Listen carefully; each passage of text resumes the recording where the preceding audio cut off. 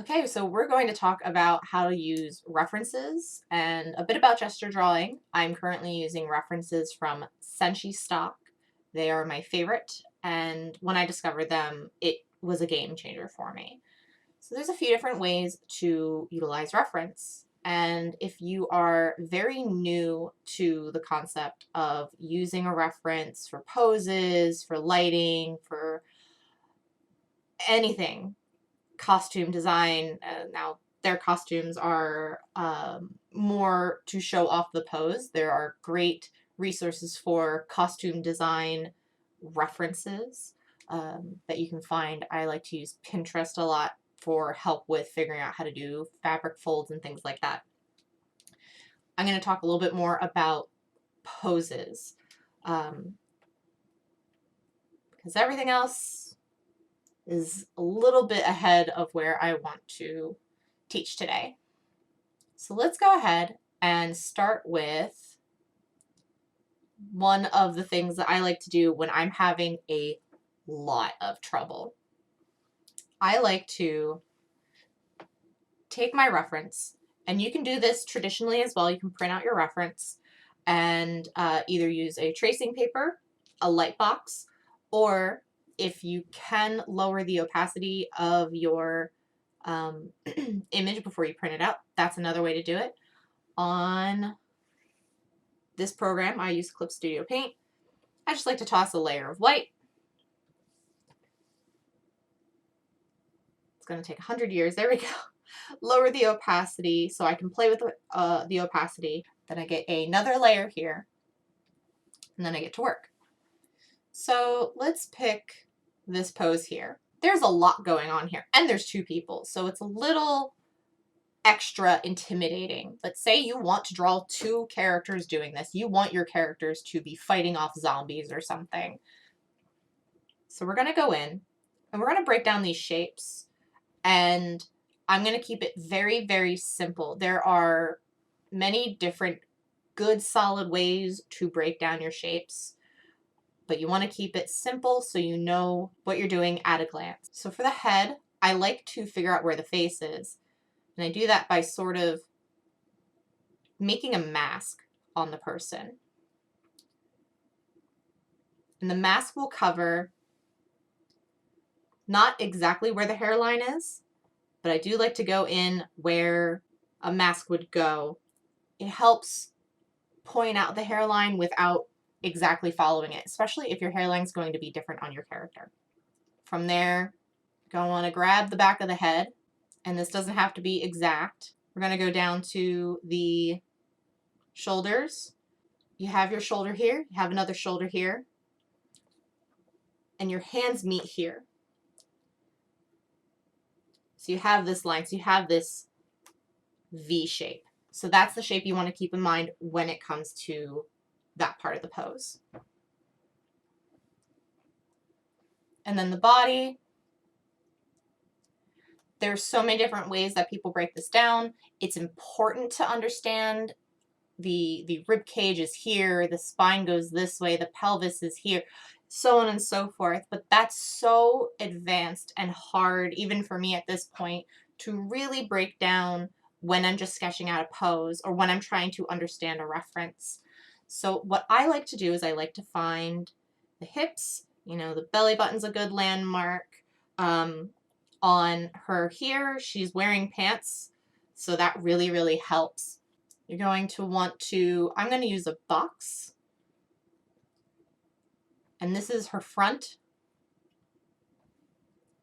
and this is her side, and that's important to distinguish the side from the front.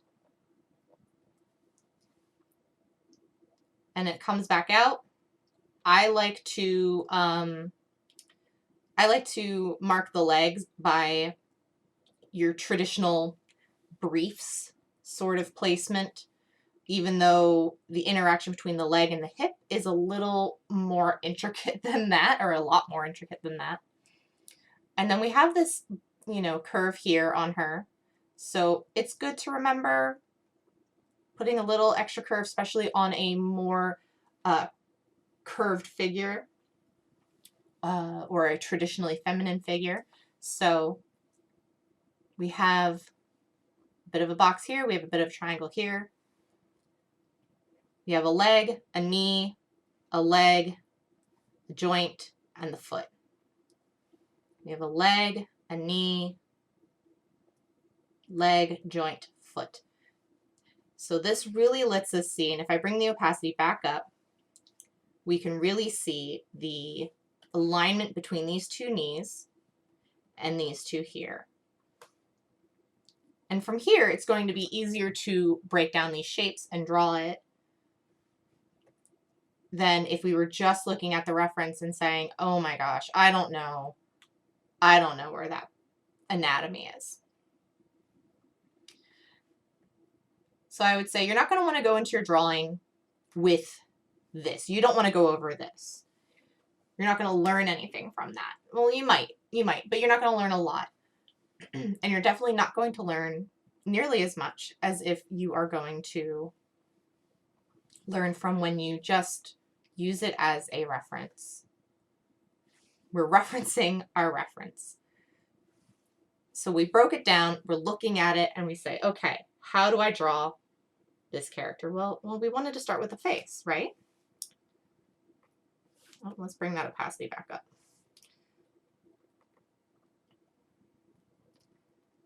She's looking down.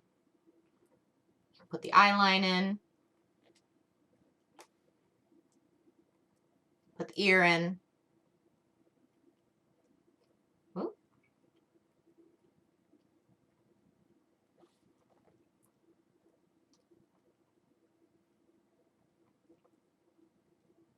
Then you have your arms, and this arm is really straight, and then this one comes in.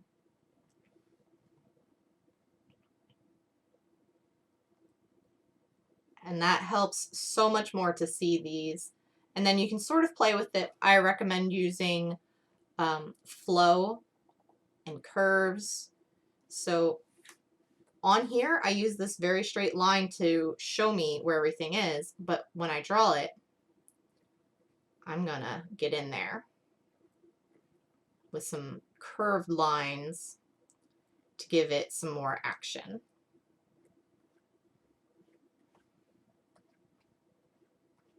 All right, my anatomy is not perfect here, but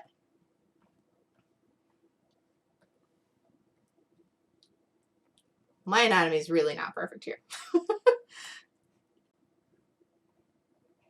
But that's okay. I'm just trying to figure out where these things are on her. And already that's a lot closer than I would have been going in blind.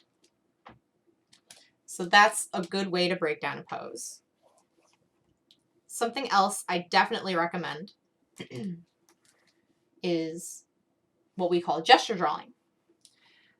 And these are meant to be really quick. You want to do these super duper fast. You can put on a timer. You might want to do 10, 30 some odd seconds per pose. So gesture drawing, you gotta get the good little curves and wiggles of it. Ooh, let's go. So this guy right here, he's facing this way. He's got an arm here.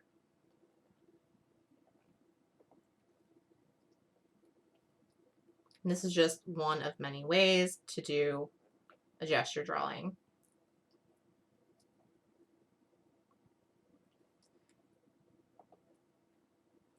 All right, so we got his back. His back kind of curves in. And then this leg is down. And they're not supposed to look good. Like, artists that have gesture drawings that look really good, it's because they've been doing that for a very long time. And they're not made to be these impressive things. They're here so you understand quickly how a pose looks. I would recommend not erasing when you do, or hitting backspace like I am. That's a bit of a habit I should break for gesture drawing. Ooh. You just want to get the idea of the pose. You can get into these shapes like this. You can also just do some lines. So if that's a little too intimidating, you can just go in, you can find the curve. You can see that one arm is going this way, one arm's going this way.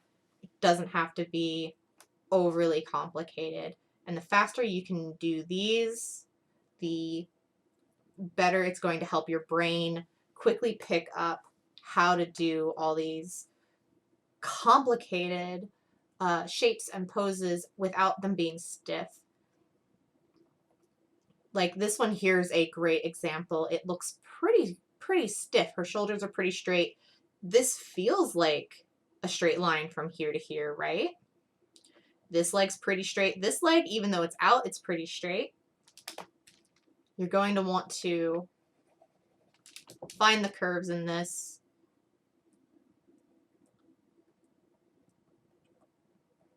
Even if it's a subtle curve, you got that. That's where that leg goes, and that's where this leg goes. So for gesture drawing, just give yourself this curve. And maybe that's all you need to do at this point in your drawing to warm yourself up, to get an idea. Don't worry about the anatomy, worry about the motion. This has beautiful motion. Oh my gosh, this one, her head's back, her neck is out, her body's curved, her legs are curved, her arms. So let's do this completely with curved lines. I do not want to put a single straight line on this. And we're going to just get the idea of this pose. We have a face, a neck, the body, and this is where her hips are. This is about where her rib cage is. And then leg number 1 and leg number 2. And then arm, oh, that was a little too, there we go. Arm number 1, arm number 2. And then just for clarity, I'm going to show the other person sitting there. There's their face. So that helps. That's their face. This is arm number 1. This is the back of the head. We have arm number 2 coming up like this.